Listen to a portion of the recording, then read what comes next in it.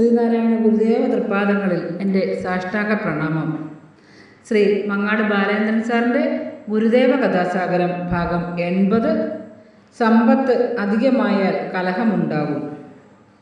ഭാഗം 80. സമ്പത്ത് അധികമായാൽ കലഹമുണ്ടാകും ഇവിടെ ആരംഭിക്കുന്നു. നാഗർകോവിലിൽ കോട്ടാർ എന്നൊരു പ്രദേശമുണ്ട്. കോട്ടാറിൽ വളരെയധികം ഭൂസ്വത്തുക്കൾ ഉണ്ടായിരുന്ന ഒരു സന്യാസിവര്യനായിരുന്നു ചിന്മയ സ്വരൂപ സ്വാമികൾ. ഗുരുദേവനുമായി സ്വാമികൾക്ക് നല്ല സൗഹൃദമുണ്ടായിരുന്നു. ചിന്മയ സ്വരൂപ സ്വാമികൾ അവിടെ ഒരു ആശ്രമം സ്ഥാപിച്ചിട്ടുണ്ടായിരുന്നു. എന്നാൽ അതിൻ്റെ നടത്തിപ്പു കാര്യങ്ങൾ അത്ര സുഗമമായിരുന്നില്ല. അതിന് പ്രധാന കാരണം സ്വാമിയുടെ അടുത്ത ബന്ധുക്കളുടെ ഇടപെടലുകളുടെ ധാരാളിത്തമായിരുന്നു. അവർക്ക് ആ ഭാരിച്ച സമ്പത്ത് മുഴുവനും കൈക്കലാക്കുവാനായിരുന്നു ആഗ്രഹവും തിടുക്കവും.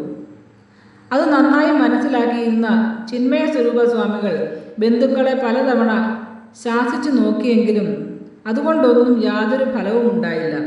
മാത്രമല്ല, അവരുടെ ശല്യം ഏറി വരികയും ചെയ്തു. ആശ്രമത്തിലെ അന്തേവാസികളെ അവർ കാരണം കൂടാതെ ഭീഷണിപ്പെടുത്തുകയും വിരട്ടിയോടിക്കുകയും ചെയ്തു.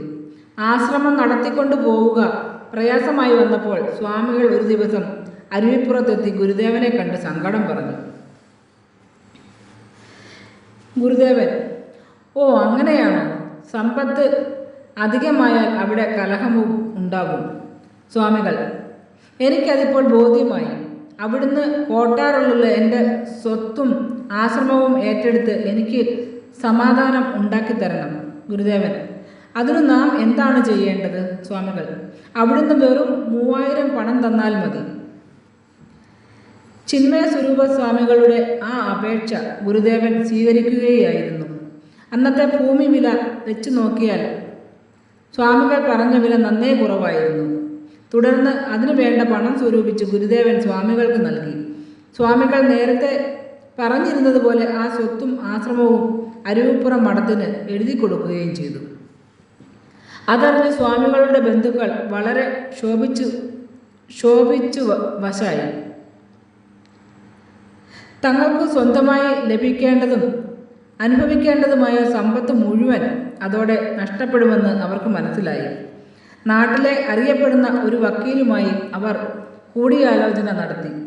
ആ വക്കീൽ മുഖാന്തിരം കൊല്ലവർഷം 1079 നാഗർകോവിലിൽ ജില്ലാ കോടതിയിൽ ആ സ്വത്തിൽ അവകാശം സ്ഥാപിച്ചു കിട്ടുന്നതിലേക്കായി ഒരു കേസും കൊടുത്തു.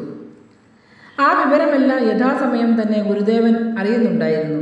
എന്നാൽ ഗുരുദേവനിൽ യാതൊരു ഭാവമാറ്റവും ഉണ്ടായില്ല.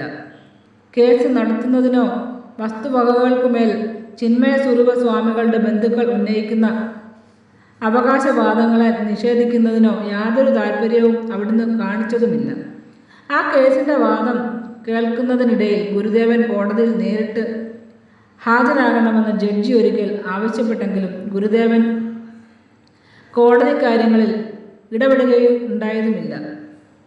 ഒടുവിൽ വാദികൾക്കനുകൂലമായി ആ കേസിൽ ജഡ്ജി വിധി പ്രസ്താവിക്കുകയും ചെയ്തു. ഏകപക്ഷീയമായി പുറപ്പെടുവിച്ച ആ ഉത്തരവിനെതിരെ മേൽക്കോടതിയിൽ അപ്പീൽ പോകണമെന്ന് അരുവിപ്പുറം മഠത്തിൻ്റെ മാനേജരായിരുന്ന പരമേശ്വരനും മറ്റും ഗുരുദേവനെ കണ്ട് നിർബന്ധിച്ചു നോക്കി. പക്ഷേ അതിനും ഗുരുദേവൻ തയ്യാറായില്ല. എന്ന് മാത്രമല്ല, കോടതി വ്യവഹാര കാര്യങ്ങളിൽ അവരെ നിരുത്സാഹപ്പെടുത്തുക കൂടി ചെയ്തു.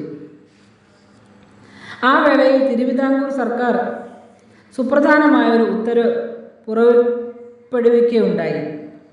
സിവിൽ വ്യവഹാരങ്ങളുമായി ബന്ധപ്പെട്ട് കോടതികളിൽ ഹാജരാകുന്നതിൽ നിന്നും ഗുരുദേവനെ ഒഴിവാക്കിക്കൊണ്ടുള്ളതായിരുന്നു ആ ഉത്തരവ്.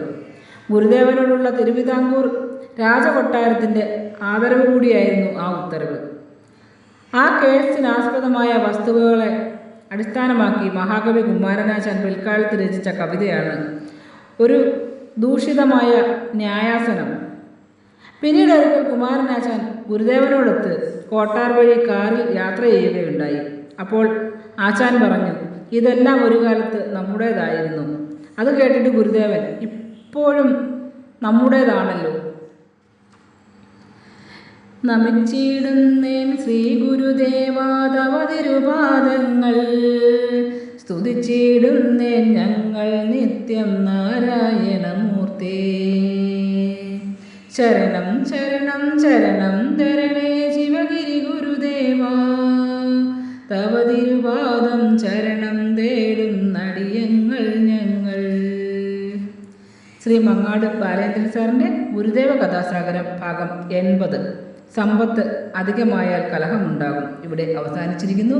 ഇതിൽ വന്നിട്ടുള്ള തെറ്റുകുറ്റങ്ങൾ സദയം ക്ഷമിക്കണമെന്ന് ഗുരുദേവനാമത്തിൽ അറിയിക്കുന്നു. നന്ദി, നമസ്കാരം. ഗുരുധർമ്മം വിജയിക്കട്ടെ.